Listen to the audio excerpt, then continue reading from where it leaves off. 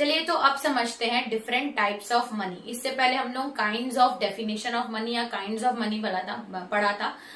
दो ही काइंड्स थे, एक लीगल आता है, लीगल टेंडर मनी, और एक आता है ऑप्शनल मनी, उसके अंदर भी थे, वो हमने डिस्कस किए। इसके अलावा भी बहुत सारे मनी के वर्ड्स यूज किए जाते हैं अकॉर्डिंग टू हमारी एनसीईआरटी में जो दिया है, जो हम पढ़ते हैं। तो बहुत सारी बुक्स में इनका नहीं बारे में बताया जाता।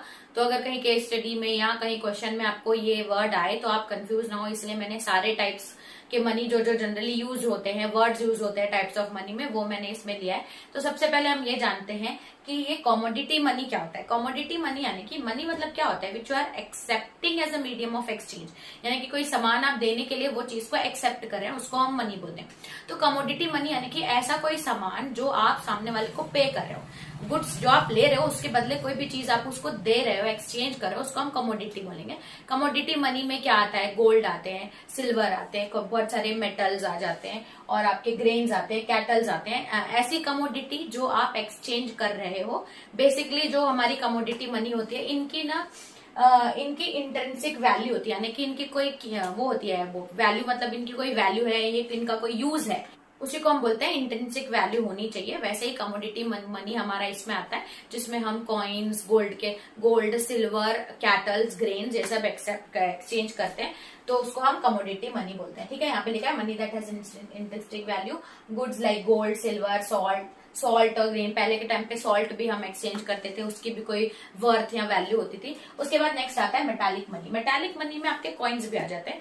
ऐसा मनी हो जो मेटल से बना हो, चाहे गोल्ड का कॉइन हो, सिल्वर हो, कॉपर हो, या आपके जो 1-2 रुपए के जो कॉइन्स आते हैं वो भी मेटालिक मनी के अंदर आते हैं। ऐसी चीजें जो मेटल से बनी है, जो हम एक्सचेंज करने के लिए यूज करते हैं, मेड अप ऑफ मेटल, जैसे कि गोल्ड, सिल्वर और कॉपर। ठीक है, ये हमारा दूसरा टाइप था। थर्ड टाइप आता है आपका फिएट मनी, पेपर मनी। ये बहुत इंपॉर्टेंट है।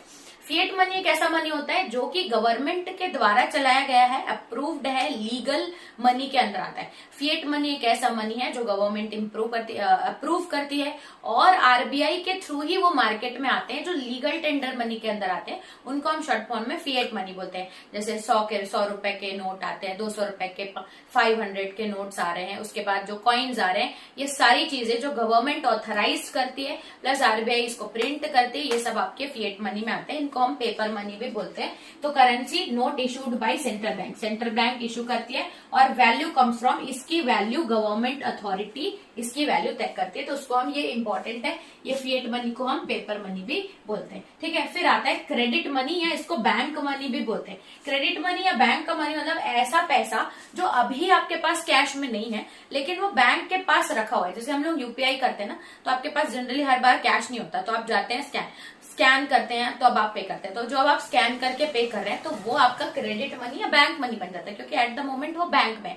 तो जब आप एनईएफटी, आरटीजीएस, ऑनलाइन पेमेंट करते हैं, तो ये क्रेडिट मनी हमारा काम आ रहा है। आप इसी से तो पे कर रहे हैं, ऑनलाइन आपको नहीं पता कि क्या आ रहा है, लेकिन ऑनलाइन प्लस माइनस कहीं ना कहीं आपके बैंक और उधर से हो रहा है, तो ये सब क्रेडिट मनी कहलाता है। आपके पास फिजिकल फॉर्म में नहीं है, लेकिन आपको पता चल रहा है कि मेरा पैसा कट रहा है, तो ये जो ट्रांजेक्शन हो रहे हैं उसको हम क्रेडिट मनी बोलते हैं। मनी अवेलेबल इन बैंक, जो आपके बैंक में एज अ डिपॉजिट, आपका बैंक बैलेंस जो आएगा वो क्रेडिट मनी या बैंक मनी कहलाएगा। एंड कैन बी यूज, आप चेक, एनईएफटी, आरटीजीएस या यूपीआई के थ्रू जो यूज करते हैं वो भी क्रेडिट मनी के अंदर आता है। फिर आता है नियर मनी। नियर मनी कैसा, नियर मनी यानी कि ऐसा मनी होता है जो अभी एट द मोमेंट आपके पास वो कैश में नहीं है, वो मनी नहीं है, लेकिन नियर फ्यूचर आप उनको मनी बना सकते हो। जैसे हमारे पास स्टॉक होते हैं, बॉन्ड होते हैं, या गवर्नमेंट सिक्योरिटीज होती है, ट्रेजरी बिल्स होते हैं, या तो फिर हमारा होता है एफडीज होती हैं जो हम एफडी करा के रखते हैं। तो अभी तो आप वो इनकी सबकी मैच्योरिटी पीरियड होती है, सर्टेन टाइम के बाद ही ये इनकी वैल्यू आती है, मॉनेटरी फॉर्म में हम इनको यूज कर पाते हैं।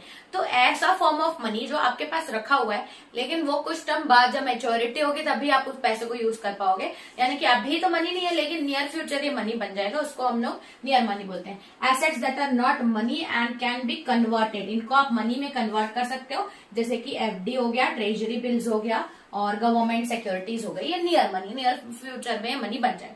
फिर नेक्स्ट आता है high powered money. High powered money का मतलब क्या होता है, ये वाला वर्ड बहुत कंफ्यूजिंग होगा और ये इंपॉर्टेंट भी है। हाई पावर्ड मनी का मतलब क्या होता है, ऐसा मनी जो और पैसा बनाने की ताकत रखता है उसको हम हाई पावर्ड मनी बोलते हैं। जो भी पैसा आरबीआई प्रिंट करती है, पब्लिक के पास जो पैसा है और बैंक्स के पास जो पैसा है एज अ रिजर्व, बैंक ने अपने रिजर्व में जो पैसा रखा है उसको हम हाई पावर्ड मनी बोलते हैं। ऐसा क्यों होता है कि उस पैसे को देखिए, बैंक्स जो अपने पास पैसा रखी है as a form of reserve, bank उसको लेंड करके मार्केट में देके उस पैसे से और पैसा बनाती है।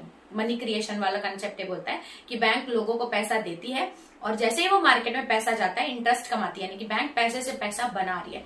वैसे ही ऐसा मनी जो आगे और वैल्यू, अभी तो स्मॉल वैल्यू में, लेकिन आगे जाके और वैल्यू क्रिएट कर सकता है, उसको हम लोग हाई पावर्ड मनी बोलते हैं, इसलिए उसको हाई पावर मनी बोला जाता है। तो जितने भी हमारे नोट्स और करेंसीज हैं अभी जो बैंक के पास रिजर्व में है और जो पब्लिक के पास सर्कुलेशन में है, जिसको आरबीआई ने प्रूव या ऑथोराइज किया, वो सब हमारे हाई पावर्ड मनी में आते हैं। क्यों आते हैं हाई पावर्ड मनी में, क्योंकि ये फ्यूचर में और मनी जनरेट करने की कैपेसिटी रखते हैं। ठीक है, high powered money created and issued by, ये सेंट्रल बैंक के थ्रू इशू होता है एंड इसको क्या बोला जाता है, करेंसी हेल्ड बाय पब्लिक, लोगों के पास जो पैसा है और कमर्शियल बैंक के पास पैसा है, क्योंकि ये सारा पैसा कहीं ना कहीं मार्केट में और पैसा इनकम जनरेट करेगा ही, इसलिए इसको हाई पावर्ड मनी के अंदर बोला जाता है। ठीक है, तो ये था हमारी वीडियो जिसमें हमने जाना डिफरेंट टाइप्स ऑफ मनी। सबसे पहले हमने जाना कमोडिटी मनी, फिर मेटालिक मनी, फिर फिएट मनी, फिर हमने देखा क्रेडिट या बैंक मनी और फिर हमने देखा हाई पावर्ड मनी। इतने टाइप्स की डेफिनेशन या वर्ड्स आपके बुक में यूज किए गए हैं। इसको अगर आप 1 से 2 बार देखेंगे आपको अच्छे से समझ में आ जाएगा। तो चलिए नेक्स्ट वीडियो में चलते हैं और लास्ट पार्ट मनी चैप्टर का देखते हैं, वो है मनी सप्लाई।